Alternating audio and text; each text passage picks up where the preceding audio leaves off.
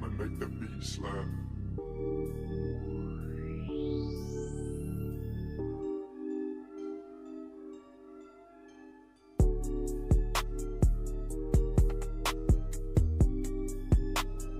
Moment make the beat slap.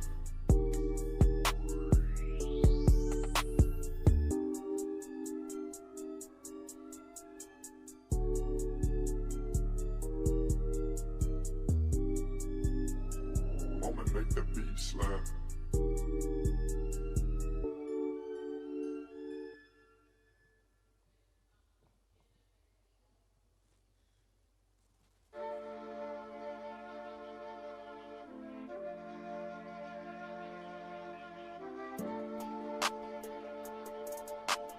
Moment make the beat slap.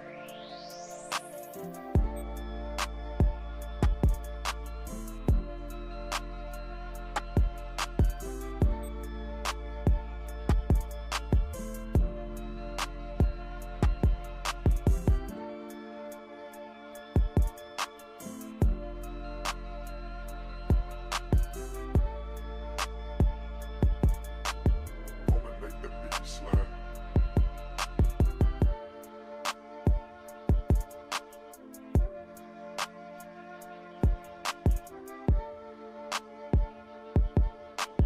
Moment make the beat slap.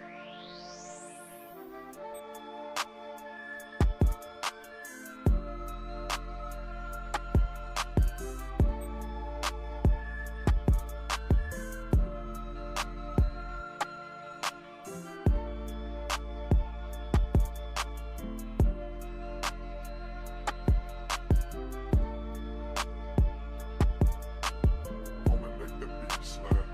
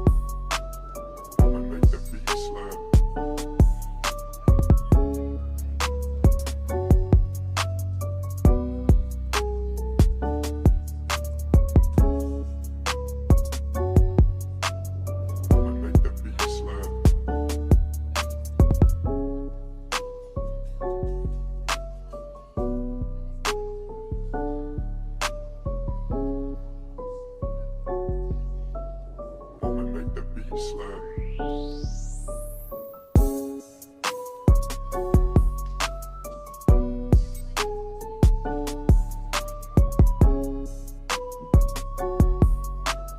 I'ma make the beat slap.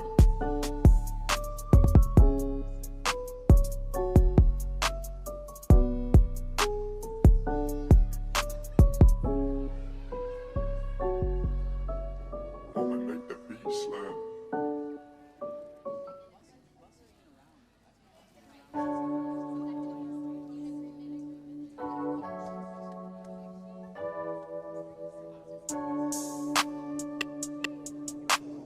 I'ma make the beat slap.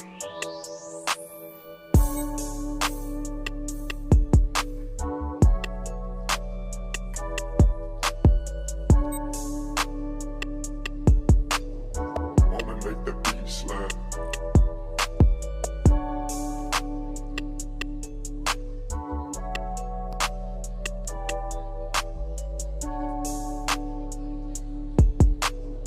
I'ma make the beat slap.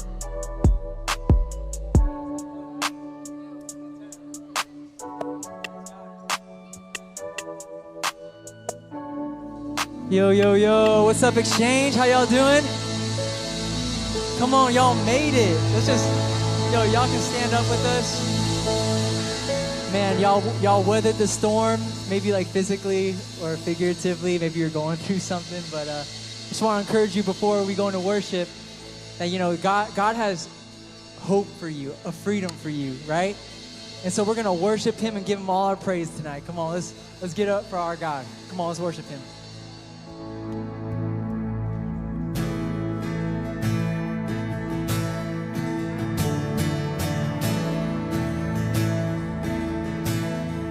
I searched the world,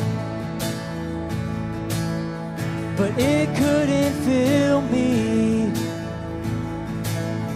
And man's empty praise and treasures that fail are never enough. Then you came along and put me back together.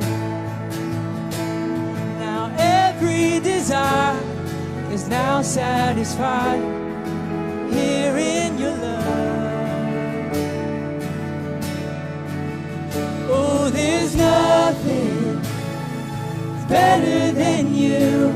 There's nothing, no, better than you. Oh, there's nothing, nothing is better than you.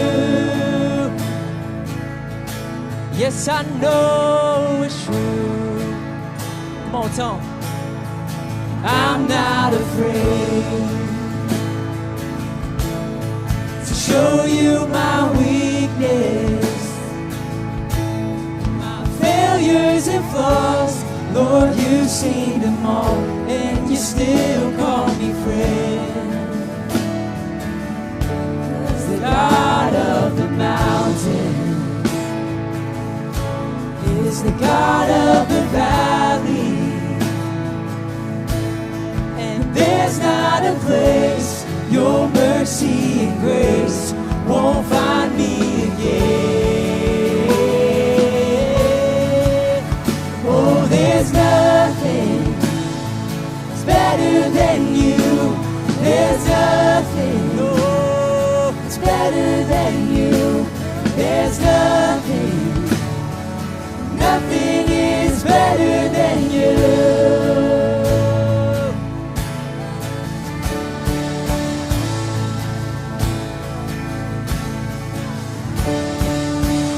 You turn mourning to dancing.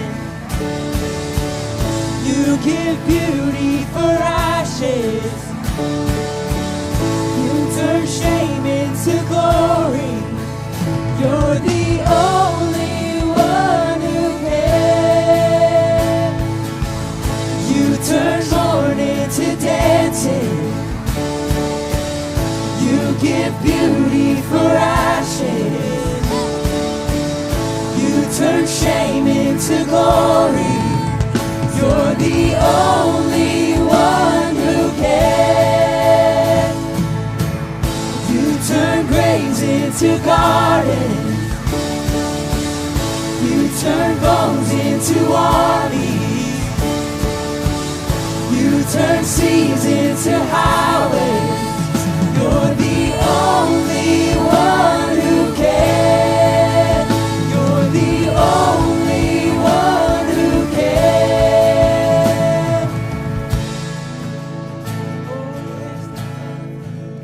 Oh, there's nothing There's nothing better than you.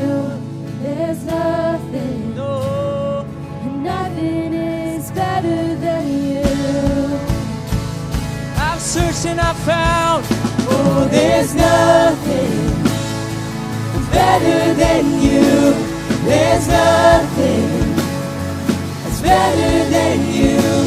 There's nothing, nothing is better than you.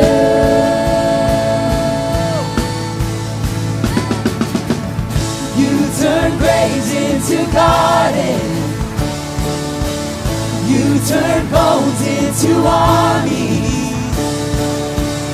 You turn seas into highways. Tell 'em. You're the only one who can. You turn graves into gardens. You turn bones into armies. Making ways through the sea. You turn seas into highways. You're the only one who can. You're the only one who can. You're the only one who can.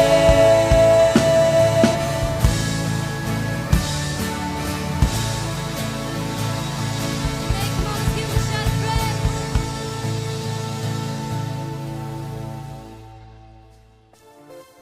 Come on, let's put those hands together, church. Are you guys excited to be here on a Tuesday night? Come on. Hey.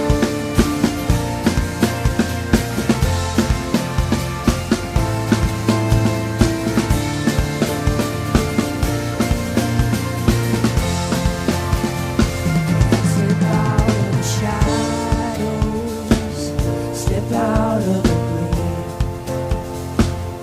Break into the wild. And don't be afraid. Come on.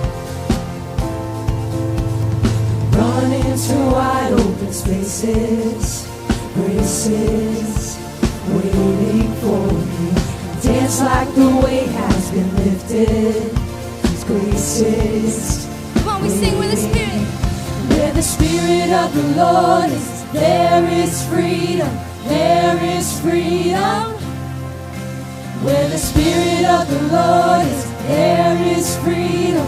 There is freedom.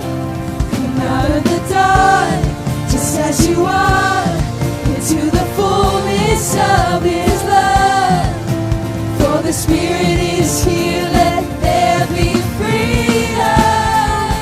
Let there be freedom.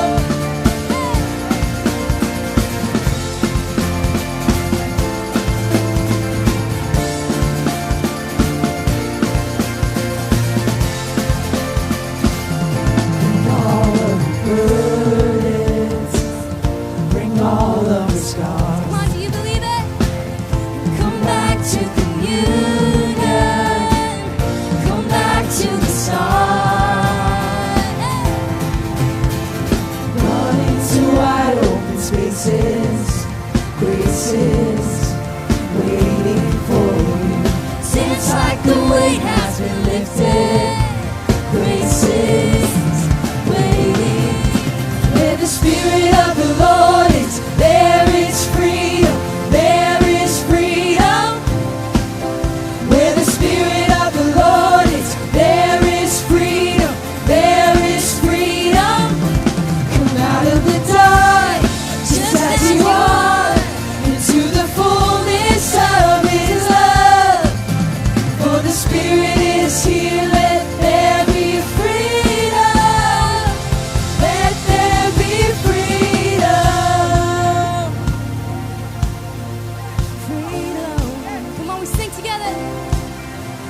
chains will fall, prison shake at the sound of Jesus' name. Come on, if that doesn't excite you.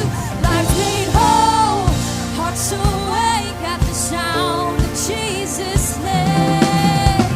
And chains will fall, prison shake at the sound of Jesus' name. And lives made whole, hearts awake at the sound of Jesus' name.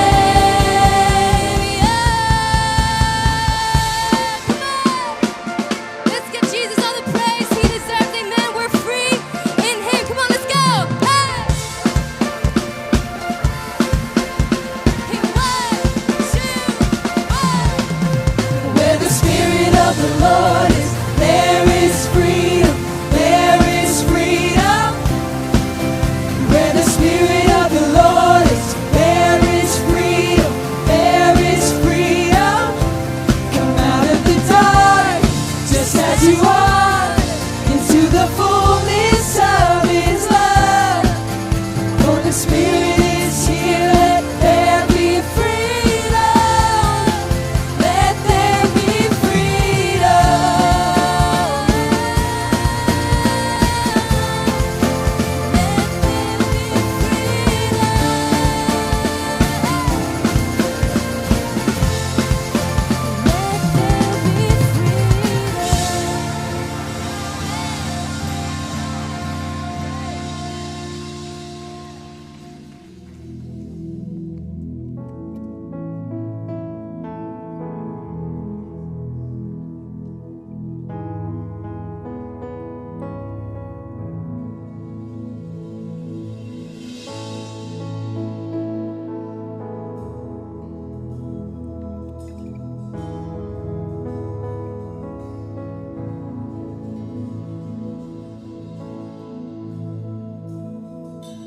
narrow as the road may seem. I'll follow where your Spirit leads. Broken as my life may be, I will give you every piece. I hear you call, I am available. I say, yes, Lord, I am available.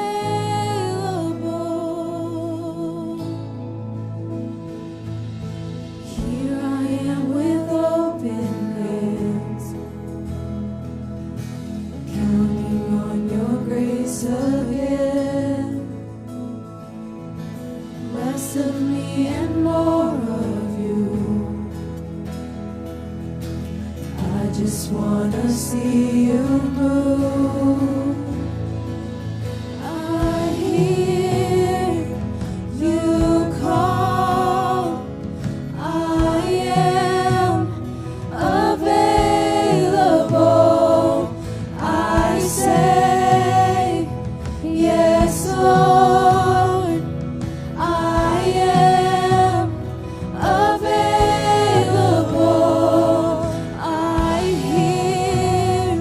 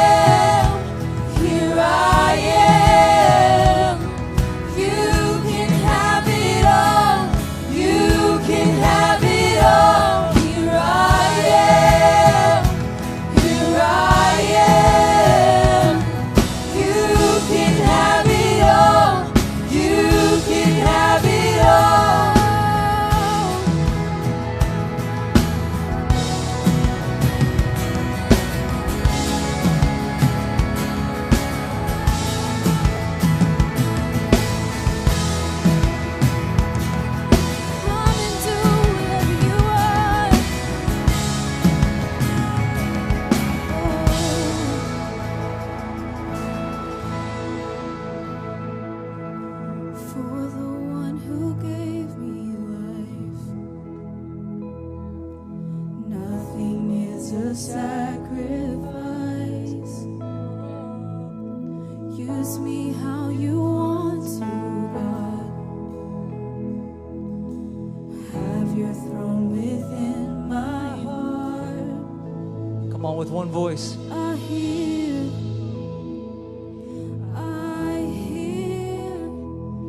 you call. I am available.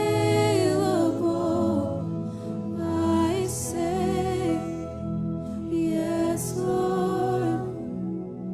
I am available.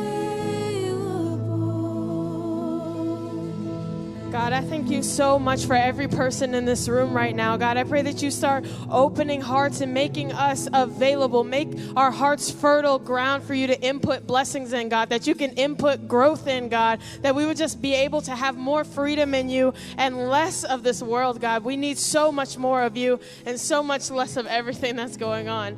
I pray that you would just allow people to be open today as we keep going through whatever we're going through in this life, God. And I pray that you would just walk alongside of us in everything that's happening in the world right now. We thank you so much for your presence. In Jesus' name, amen. Amen. Give it up for the band, guys. Woo! You can be seated. Hello, Exchange. Welcome to another Tuesday. I know some of y'all look tired because the semester beating y'all up, huh?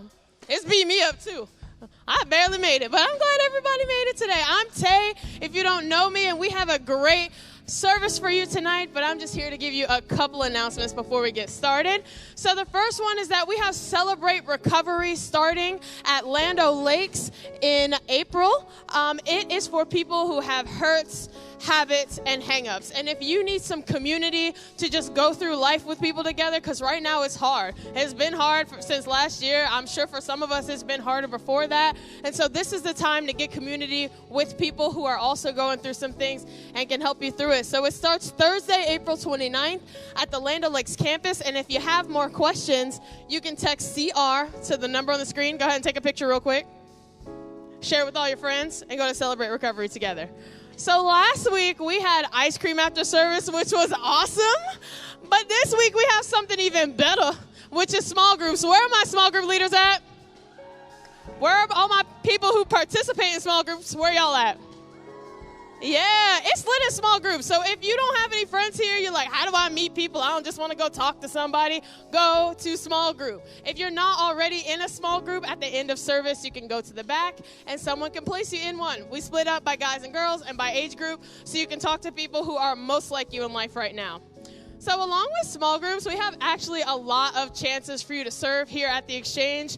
And one of those things is connections. And instead of me telling you about it, I'm going to let our connections team coaches, Alexis and Sophie, tell you about it. So give a hand for them as they come up. Hey, hey, hey. Hello. Check 1, 2, check. Yo, what up, y'all? I am Sophie. I have been coming to the Exchange for about 2.5 years now. And I got connected, and it has honestly been the best decision ever. I love serving here. I've really met wonderful family here, and you really just get to be involved and meet a bunch of new people, and it's just been a really, really cool experience so far. Lex, do you have anything else you want to say? Yeah, so I'm Alexis. I've been coming to the Exchange for 1.5 years now, and I started serving probably 3 months into being here. And honestly, I just want to make it known that there's an opportunity for anybody to serve, whether you're introverted or extroverted. Don't think that we can't use you, because we can use anybody. God has a plan for any of you. So just please don't be afraid to reach out. We're going to be in the back after if you guys want to ask us any questions. And on top of that, any other questions, but if you really don't feel like you can come up to us, you can always go online to GFC Online and click the serve, and you guys can find out any other information that you guys may have. But really, we won't bite, I promise. You guys can totally come and talk to us. So yeah, get connected, baby. Let's go. Awesome. So don't forget, you can text serve on the screen or go online to GFC Online, click serve, and then click young adults, and we'll get you connected. But we're going to stop talking now and jump into week 2 of our relationship series mixtape. So check out the screens.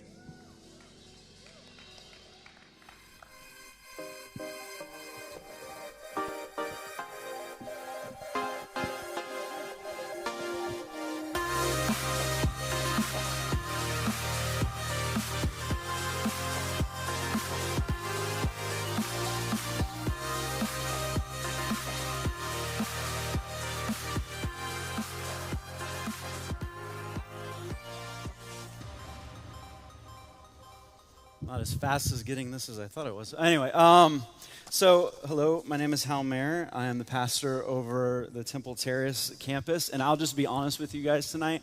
I have a lot going through my head, and on top of that, I worked out for the one time I do all year yesterday. And so if I ever look angry while I'm talking, it's not because I'm mad at you. I'm just mad that working out is a thing. And so my legs are literally killing me, and I just sat down for like half a second, and I'm like, man, I'm old. So we're in our second week of the mixtape series, and I get this question all the time. It's like, why do we always do a relationship series every year?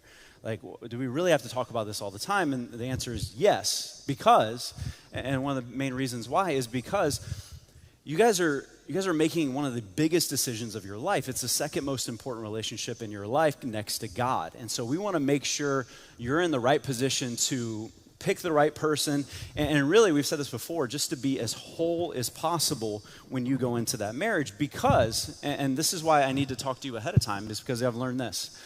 It is impossible to talk a engaged couple out of getting married. Like, just about impossible. Especially because, like, once she's seen her dress, like, you're done. It's not going to happen. Like, they see their dress. And really, I've seen this so many times. And my dad told me, he goes, you can't do it. Even the worst situations, you can't do it. And even my dad was one of those situations, because my dad, when he was 19, decided to get married. And he apparently married this girl that was incredibly hot. And I say that because 7 months later, his parents didn't like her. There was a little bit of crazy coming out. And 7 months into the marriage, she went on vacation with her parents, and he hasn't seen her again to this day. So, yeah, it was like, you ever seen How I Met Your Mother, like hot crazy scale? Like, apparently a little too crazy. So the next time what my dad did was, when he went to go marry my mom, he actually sent my mom to his parents' house for an entire weekend just to get to talk to them, and went, all right, is she the right person to marry? And they said yes. But even now, like, I've now done, I think I've done almost 50 wedding ceremonies now, and done a lot of premarital. And I've learned I can't talk anybody out of it. At most, what I do sometimes, and people ask me, they're like, why are you marrying them? I'm like, because I hope when it explodes, which it is, they at least feel like they can talk to me. They can call the pastor that did their wedding and go, hey, remember those vows? Like, yeah, they're not working. And so we can have a conversation. We can talk through those things. And so as we get into this, like, I want you to understand that's the purpose behind this. Like, I want you to understand what relationships are about. I want you to understand what marriage is about. Like, I want you to be able to walk into it before you get to that point where somebody finally goes, oh, wait, this shouldn't happen, but you're so in, you can't say no. And so here's what's so interesting about this entire idea of dating and talking about it in church, is because there's not a lot about it in the Bible. In fact, there's nothing about dating in the Bible. In fact, when you look at really what they say much about singleness and the idea of what you should and shouldn't do, it's all about sex, right? It's like, don't have sex before married. When you're married, don't have sex with anyone you're not married to. And that's kind of the main thing. And we just see that, and it's gotten kind of old. And I think the reason why we don't understand is we don't understand the purpose behind it. See, the reason God says don't have sex before marriage is what he's saying is this. He goes, here's what I want you to do. I want you to connect with this person. Make sure you can connect with this person emotionally, relationally, and spiritually first. He goes, then after that, you can connect physically. But what we've done is we've changed it up. We've decided that the physical is most important. What we've done is we try to connect physically first, and then as we go along, we see if we can connect emotionally, relationally, and spiritually. And what goes along with that is a little bit of a lie that's happened in culture, and it's this lie of sexual compatibility. And this idea that there's certain people only out there that you're sexually compatible with, and the truth is that's not true. I'll just go ahead and say this. And truthfully, the reason, like, I've heard people say, well, right away, we were sexually compatible. I'm going to say this, and this is going to sound harsh. I'm just going to be honest, okay? The reason you're sexually compatible with someone is because the person they were having sex with before you liked the same things you do.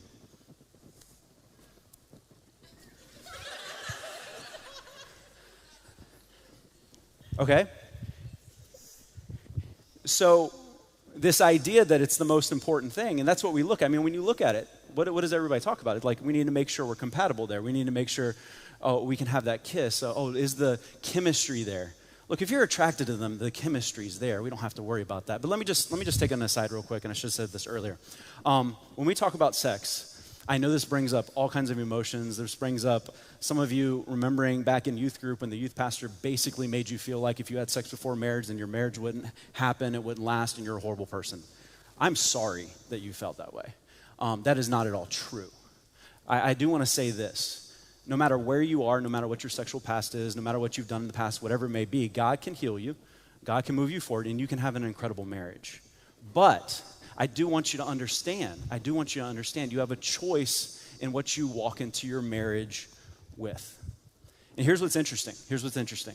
You wouldn't think this, but both women and men both say they have higher levels of sexual fulfillment in marriage. They actually both say that. And here's why. Because when you're married, you can just be honest, right? You're not trying to impress anybody anymore. You're like, well, you chose me, haha, so let's talk. Right? You can actually tell him, hey, don't do that. Stop doing that. Do this. And he can go, yeah, that was weird. That reminded me of my mom when you said that. Don't say that. Let me just say this. People take sex way too seriously. Okay, I think so many times in church we've taken it so seriously. We put this entire thing on it that's just so much that even I've seen Christians go into marriage feeling like it's dirty. And that's not true. I tell people if you've never laughed during sex because something went wrong, then you're too serious.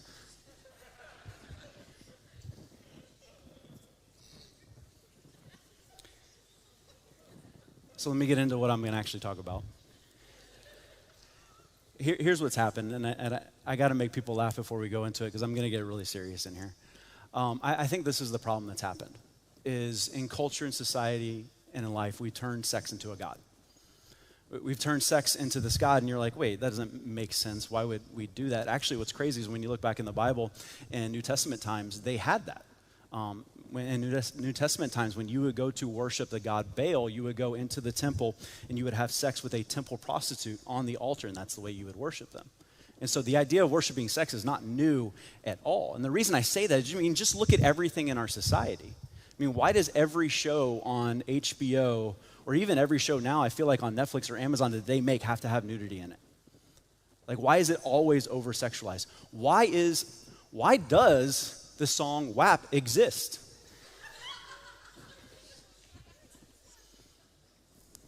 Have you listened to that song? Like, I don't think my wife would ever listen to it. I'm like, the line that always gets me is bucket and a mop. And my wife's like, she doesn't need a man, she needs a doctor. But,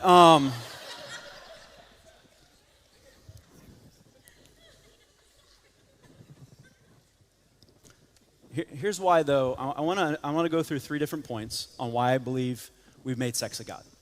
And why I believe that we are good with sex as a god. Because really what we've done with sex is we've exalted it to a place where it can truly take care of a lot of our issues, a lot of our problems, and bring us the things that we truly need. And so the question is, why has sex become a god? Here's the first point. Because when sex is my god, it makes all my relationships good relationships for a moment. Because when sex is a god, it makes all of my dating relationships good relationships for a moment. Now, I'll tell you this. If you want to feel like you're falling in love, have sex with the person you're dating.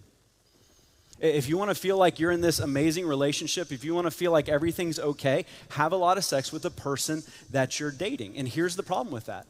Is we do that. We have a lot of sex with that person, and what we don't realize is what sex does to our mind, and what happens every time is this, is that when the physical goes ahead of the emotional, we don't pay attention to the red flags that we should be seeing. We don't see the things, and we start to overlook things. It's the reason, girls, it's the reason why so many of you date jerks every time. And you're like, why do I keep dating a jerk? Because there's this feeling that you're getting from sex that makes you think that way. It's guys, it's the same thing. It's always the same thing. All guys are jerks, all girls are crazy. Like, why do I keep dating crazy? It's like, because she gives you sex. And it feels like it's okay for a moment. And for those of you that are sitting there going, how? No. I've had sex before. It doesn't do that to my body. What's great is we understand the science of it now. And I'm going to go into a little bit of the science just to help you guys understand why I'm talking about it this way. But what happens is this. Whenever you have sex, there's a bunch of chemicals that are dumped on your brain. And we got 5 of them that we're going to talk about. The first one is dopamine. This is the attraction and dependency. Here's what dopamine is: literally everything that drives addiction. It causes you to become extremely focused. Here's what dopamine does. Dopamine causes you to become dumber the closer you get to whatever releases dopamine.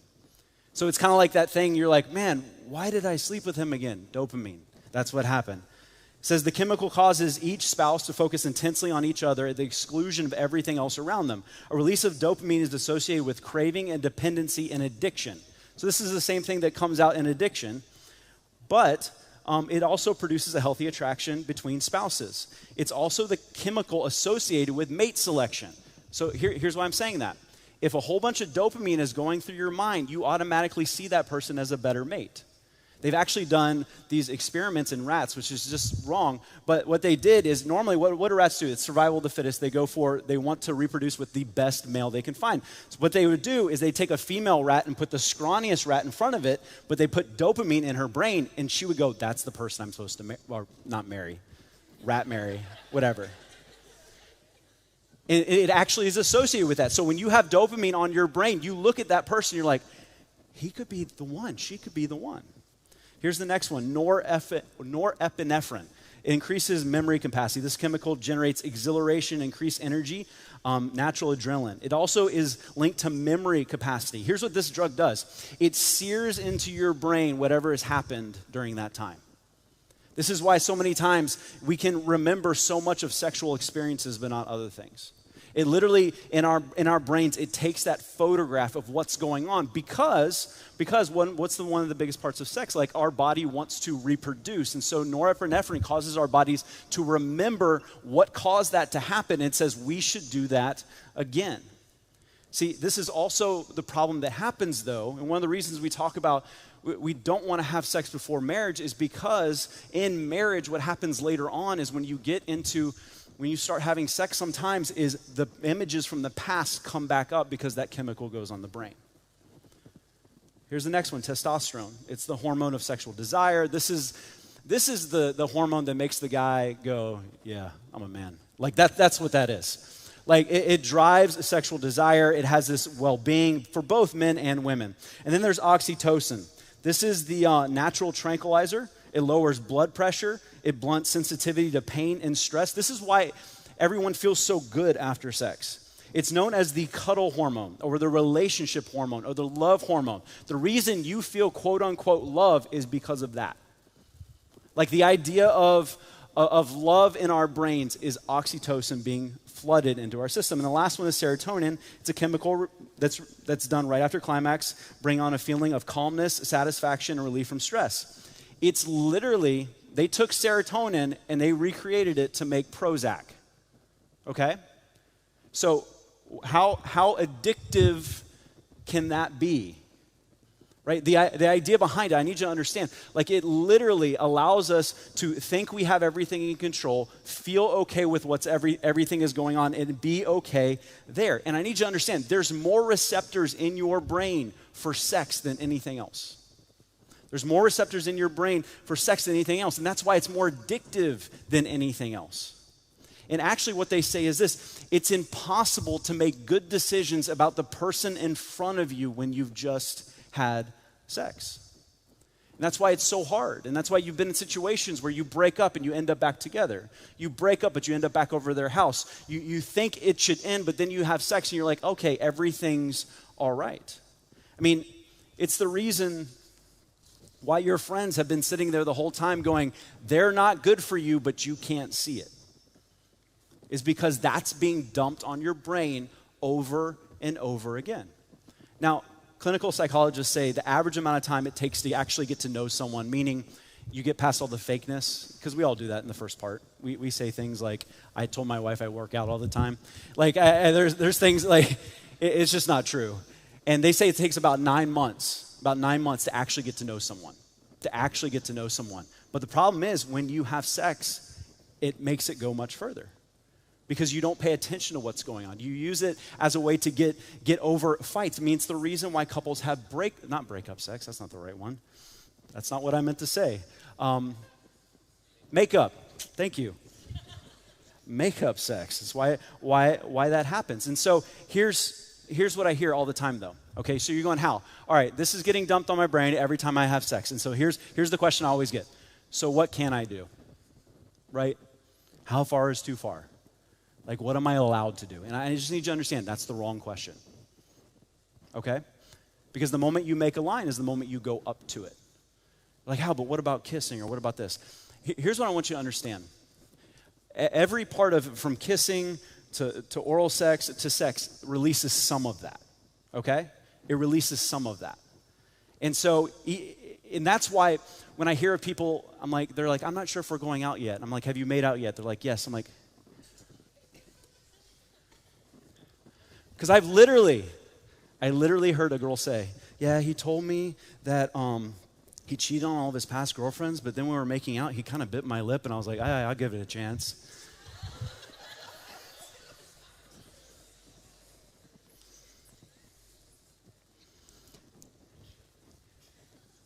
So am I saying, oh, you don't kiss all that? Look, I always, my thing was neck up. Just here up is a good idea. And when you do that for too long, it's just really hard to stay there. And so what I'm saying is this, is that what should we want to do? And here's what's crazy. Even non-Christian counselors, non-Christian scientists will say the same thing. They're like, put this off for as long as you possibly can so you actually get to know the person. So you actually get to know who they are. So you actually get to see who they are without this coming into play. So the question, though, I always get is this, all right, so why would God do this? Seriously, God, like, that's a mean trick. Like, we're staying single, and then you made sex, awesome, and it does this to us. Why would God do that? And I think so many times we have this idea when we think of God and we think of sex, it's like God was not like good with sex, like God hates sex, because when it's talked about in church, it's like, and sex and God, and he's so mad about it. Like the first time Adam and Eve had sex, God was like, no, and rolled up newspaper and you hit Adam on the nose. It's like, you don't do that. Like, that's not what happened. I want to give you a what if. What if God knew us better than we know ourselves? What if God knew marriage was going to be incredibly tough? And what if God's like, I'm going to create something that will literally addict them to their spouse? Will literally addict them to their spouse. See, that's what it is. God's like, man, they're going to go through hard times. They're going to go through tough times. They're going to go through stress and issues and all that. And I would want them to have something that they can come together that not only brings them back together, but literally brings them closer every time they do it. And in that idea, you go, okay, that's the idea. So you understand why this is so, it just doesn't work outside of marriage, because what you're doing every single time is you are addicting yourself to someone you're not sure if is the right one yet. Some of you are like, but I know they're the right one. Like, nobody's ever said that before and broke up. Right? You're picking the person you want to spend the rest of your life with. Don't you want to make sure you actually know who they are as much as possible? See, 1 Corinthians 6:18 says it this way. It says, run from sexual sin. No other sin so clearly affects the body as this one does. For sexual immorality is a sin against your own body. You know, it's always interesting, like Jesus stayed in the desert and allowed Satan to tempt him for 40 days. But the Bible says if you're around sexual sin, literally run away. Run away. I get this question every time. And I don't know who started this rumor. It's this idea, do I have to stay friends with my ex? I don't know who started that. Like, it's some sort of badge of honor. Like, I'm friends with my ex. Cool. And here's why. If you're dating somebody and you've had sex with them, why would you want to hang around with a person that you have a tie to? Why would you want to hang around with a person that when things get tough, you guys have done something that makes everything better? Why would you want to hang around with a person that's just going to bring you right back to where you were before?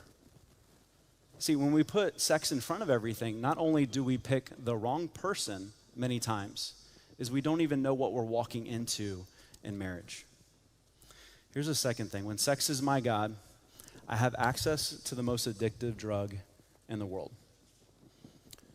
I said that sex is the most addictive drug, and if sex is the most addictive drug, porn is like the pill form. Porn is like the pill form. It gives you the high. It makes you feel like you are in something. It gives you all the feelings of sex, but with all the issues afterwards. And the reason I say it's a God is because when people feel anxiety, they watch porn. When people feel empty, they watch porn. When people feel lonely, they watch porn. When people feel just not able to sleep, they watch porn. And all the things, what I'm talking about, all the things that we should be taking to God are things that we use porn for. All the things that we should be dealing with beforehand, we're using porn for. And what porn does is it takes this sacred thing between a husband and a wife, this act that's supposed to mean to bring them together, and it bastardizes it into self-pleasure. John 10:10 says it this way. It says, the thief's purpose is to steal, kill, and destroy. My purpose is to give them a rich, satisfying life. See, what Satan has done with porn is he's given us a counterfeit. Something that seems good, that seems right, but only leads to more issues. And this used to be something that when I would talk about, I would be like, all right, guys, listen up, but it's not that anymore. It's most guys, but I think the last number that I saw of your generation was close to 70% of the women too. And what's crazy about this, and I'll tell you, women, this is something that's not great for you, but porn actually affects you worse than guys. You have a much more complex brain than we do. You already knew that.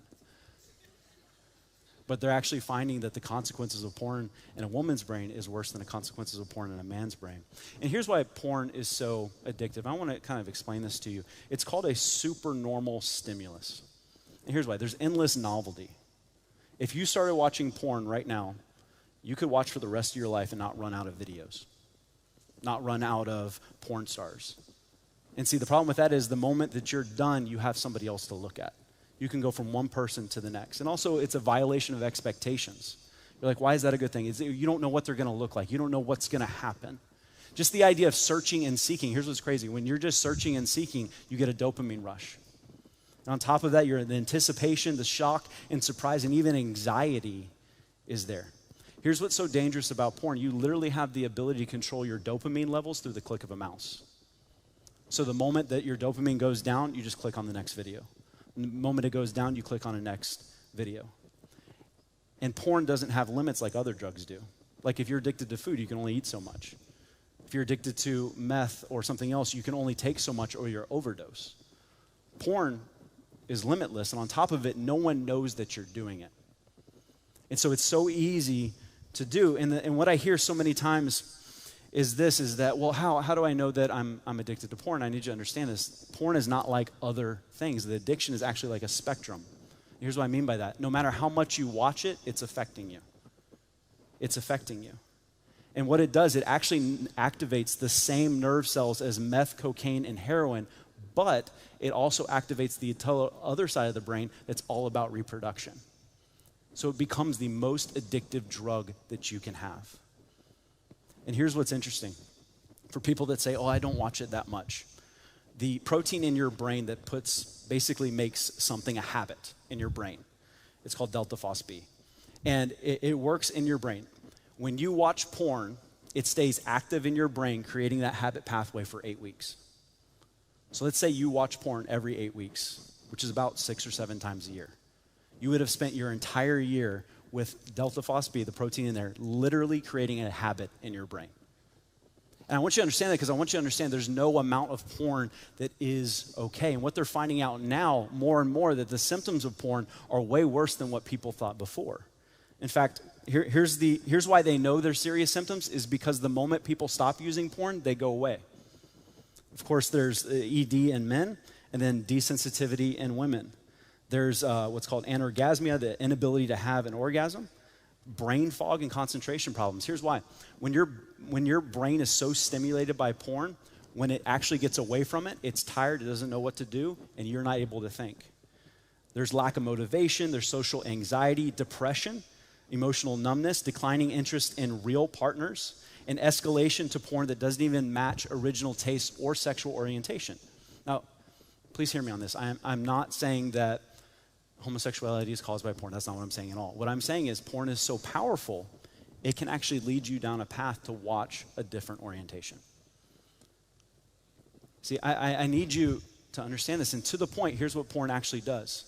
Because so much dopamine floods your brain when you watch porn, the other things in your life that give you dopamine surges, like friends, family, doing things with other people, don't matter anymore. In fact, when you are truly addicted to porn, you don't have the ability to even have friendships. I need you to understand that. Like that's how addictive it is. That's how much it messes with our brain. And with men, it shows when men start watching porn, they have decreased empathy for rape victims because, well, 88% of porn has violence towards women. Men become increasingly aggressive. They believe that a woman, if she dresses a certain way, she deserves it. They have less interest in wives or girlfriends because, and hear me on this, girlfriends and future wives in here, you will never be good enough to beat porn. You'll never be pretty enough to beat porn because you can never be more than one person. And he has that in porn. And they're more likely to coerce partners into unwanted sex acts. Women's thinking, less interest in partner, desensitized to sex, no feeling during the act. Now here's where it gets very different. Women who watch porn are 300% more likely to cheat on their spouse. And their chance of divorce goes way up. I don't know if you guys know this, but 2/3 of divorces right now list porn addiction as one of the reasons the divorce happened. On top of that, porn has a direct link to sex trafficking. It has a direct link to so many of the most awful parts of our society. I mean, if you guys have paid attention to what was happening with Pornhub lately, they basically allowed anyone to upload videos. They said they were certified, but it wasn't. They were just uploading videos. And there was many, many videos of rape, of child molestation, all these things. In fact, people were finding missing people on Pornhub. And then they would ask them to take down the video, and Pornhub wouldn't take down the video. And it took a huge lawsuit for Pornhub to take it down. They ended up taking out over half of their library of porn that was basically made by people that just put it in there. People were using it as a way to get revenge, all those things. And so the idea that, oh, what I'm watching, the person wants to do it, there's no way of knowing that. There's no way of knowing that. And truthfully, do we truly believe that that's what those people want to do? Do we truly believe that that's where that girl wants to be in that moment?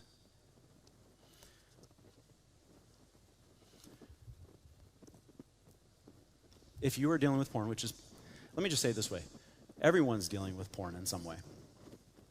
And if you want to give it up or you want to stop it, you have to know the why. And so I've got some websites. If you just throw up the websites that I put up there. If you're sitting up here, you're going, Hal, like I hear you, but I just don't think it's that bad. There's a couple websites up there, fightthenewdrug.org. The reason I throw that one up there is a non-Christian website, and it's just information. brainheartworld.org is their documentary they came out with that talks about it. And then if you are somebody that really likes nerdy stuff, yourbrainonporn.com. It's literally a guy that has all the charts, all the graphs, all the research done, and explains exactly what's happening to your brain when you watch porn. And here's why I say that. I don't know about you guys, but I need to know why I should quit something. And the more I know about it, the more it helps me. At the same time, okay, there's help. And the first one there, I know everybody's like, really? XXXchurch.com. It's a safe site, I promise. They actually started about 25 years ago, and what they were doing is they were going to porn conventions and trying to help get women out of the porn industry and to help them find safe ways out. But what they do on there is they got a lot of information. They also have a lot of accountability software, and they actually have porn addiction classes that you can take online with other people. CovenantEyes.com and XXX Church and Join Fortify are all things that help you block stuff. You're like, how? Come on, I don't need to block it. Yeah, you do. It's too easy to get to. And I know for so many guys that try to give up porn, it always starts the same way. They're on Instagram, they're on Snapchat, they're on something, and it's just a picture of just a girl and this, and a girl in that, and they start watching that, and that all of a sudden piques their interest, which quickly moves to this, which moves back to the porn that they've been trying to give up. The more barriers you put in the way, the more likely you are to stay away from it. And on top of it, guys, we need other men in our lives. Girls, you need other girls in your life that you can be honest with and say, I need your help staying away from this. I've heard this before. I'm saving myself for marriage, but the way I'm going to save myself is I'm just going to watch porn. That way I don't have to have sex with my girlfriend. It's the safe, it's safe sex. Everything's okay. And I'll tell you a story that about a year ago, we had a good friend who got married to a guy who was a virgin, saving himself for marriage. What she didn't know is he had a porn addiction.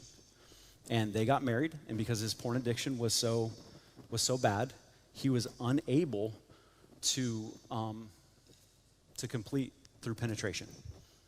He was unable to have sex and actually have an orgasm because his addiction was so much. That's how much it messes with your brain. And I'm not trying to give any sort of guilt or shame or anything like that. Please hear me on that. I need you to understand we're all in the same boat here. We're all surrounded by a lot of this stuff. But I want us to understand we've got to take steps to deal with it. See, the most toxic thing about porn, the most toxic thing about having sex as a god is it makes us selfish. And the worst thing we can go into in marriage is incredibly selfish. And here's my last point. When sex is my god, I only care about serving myself. And so I've asked the question so many times. I've asked, how many of your parents actually talked to you, like add the sex talk? And not many of you did. And if they did, it was way too late. You're like, I already know that. We can move on. Well, my parents, they started very early. And I was like, that's disgusting. And my dad's like, you're going to like it one day. And I'm like, no, I'm not.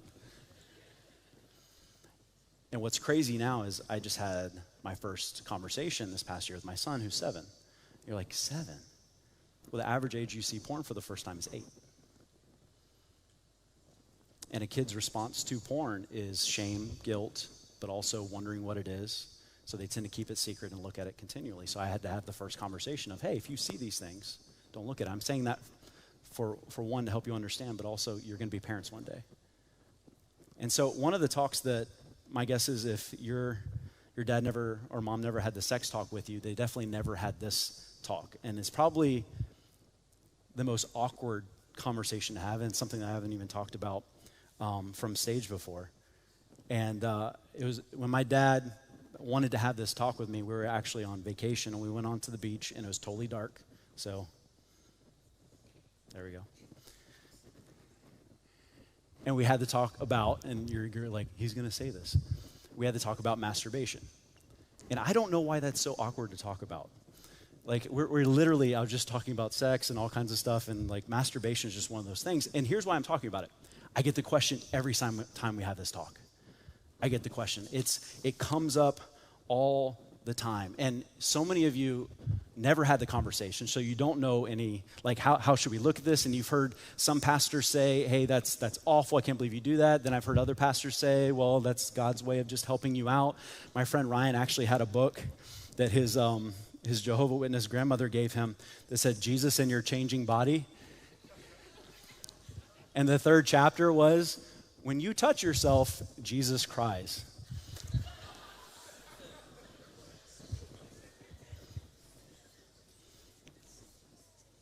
So here's what I'm going to do.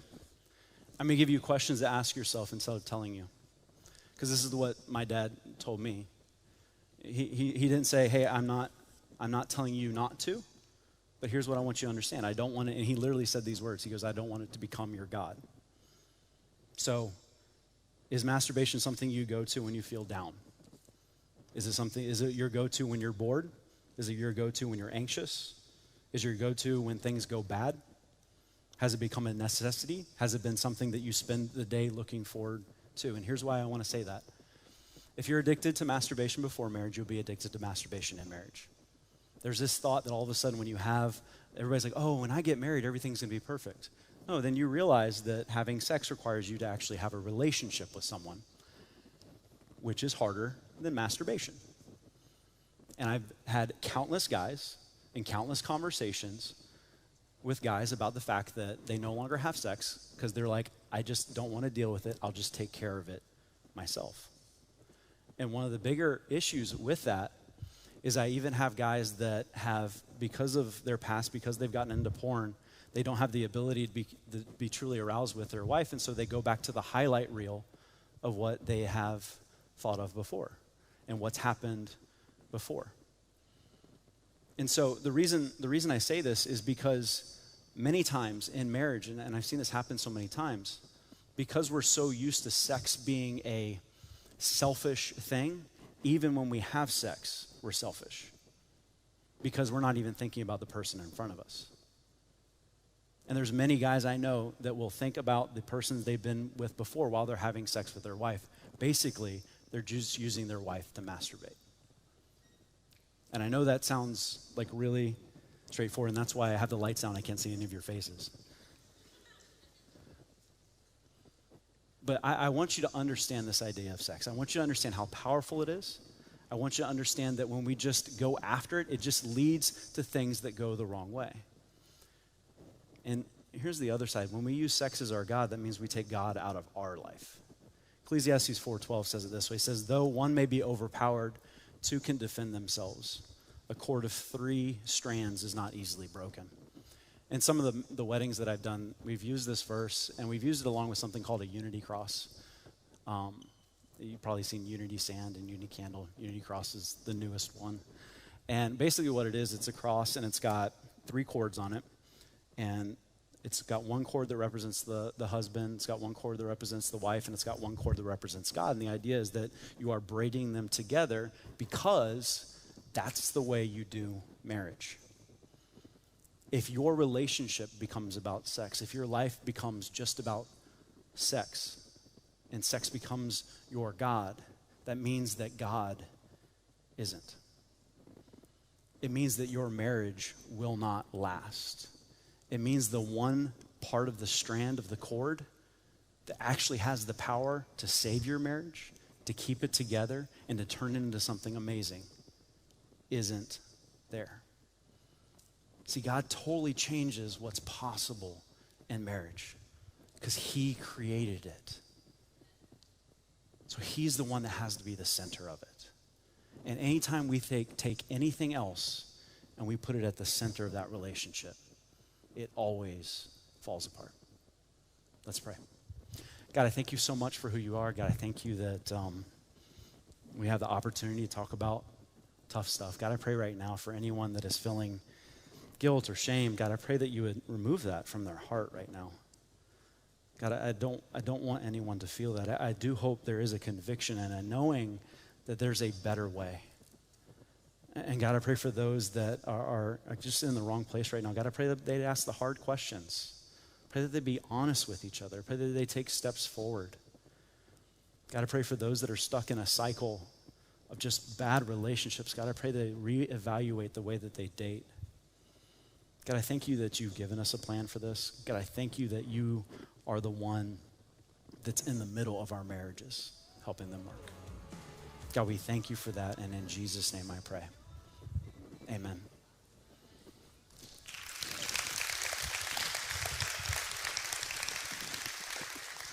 So a couple things. One, can we throw up the text in number real quick? If you have any questions, you can text them in. I'm guessing there's probably going to be some more after tonight. Or if you're just wondering, hey, what was that website? What can I look to for this? What can I look to for that? Text in there. And here's the deal. We have small groups tonight. And what will be very easy is not to go. I'm trying not to go my old school conservative church upbringing and bring guilt into it. I'm not going to do that. But here's the deal. It's good to talk about these things. And the more people you have in your circle that are willing to have the tough conversations with you, the more likely you're going to do it the right way. You need people on your side. And so if you're not in a small group, you can find, we'll have somebody at the connection table that will help you find a small group. And let me do this. Everybody just go ahead and stand real quick with me. Have the prayer team come forward. Here's what I also know. I probably hit some things right now, that there's a lot on your heart right now, and you need prayer. And that's why the prayer team is down here. You don't even have to tell them what. You can just say, I need prayer tonight. So guys, here's the deal. This is our second week. We've got 3 more weeks. I'm excited about it. I'm teaching next week. It's going to be good. You're going to feel awkward. It's going to be awesome. But here, and just a reminder, the reason I'm having these conversations with you is because I absolutely want you to have an incredible marriage. Way better than your parents, unless your parents had a good marriage. That's great. But better than your parents, better than what you've seen, and something that's just awesome when it comes together. So if you need to find a small group in the back, my wife's back there. She'll help you find that. If not, I will see all of you next week. You're dismissed.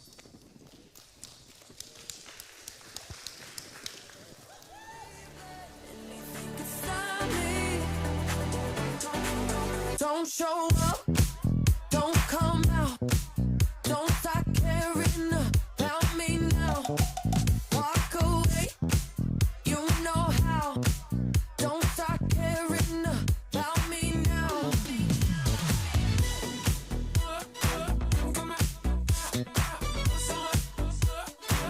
Don't stop now. I'm not where you left me at all. So if you don't wanna see me dancing with somebody, if you wanna believe that anything could stop me, don't show up, don't show up, don't come out, don't come out, don't stop caring about me now, walk away, you know how, don't stop caring about me now.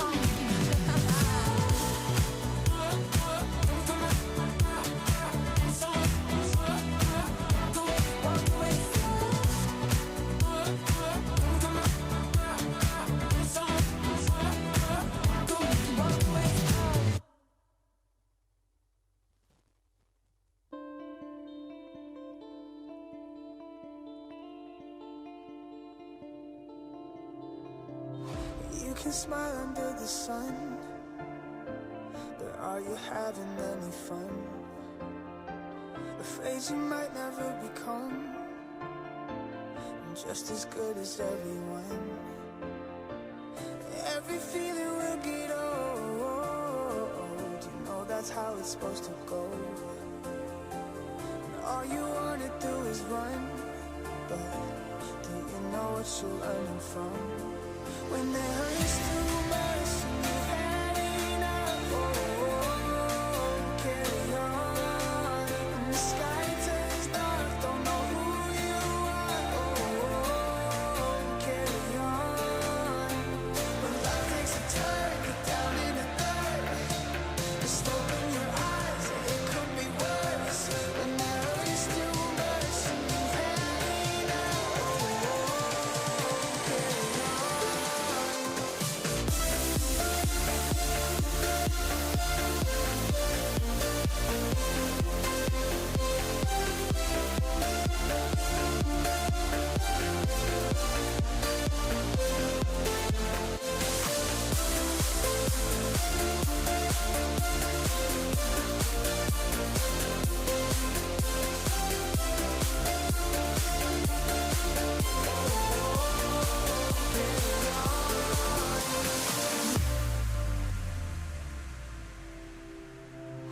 When the thrill of it is gone and you're afraid of moving on, remember where you're coming from and all the battles that you won. Every feeling will get old, you know that's how it's supposed to go. And all you wanna do is run, but do you know what you're learning from? When it hurts too much and you've had enough, carry on. And the sky turns dark, don't know who you are, carry on. When life takes a turn, get down in the dirt, just open your eyes, it could be worse. When it hurts too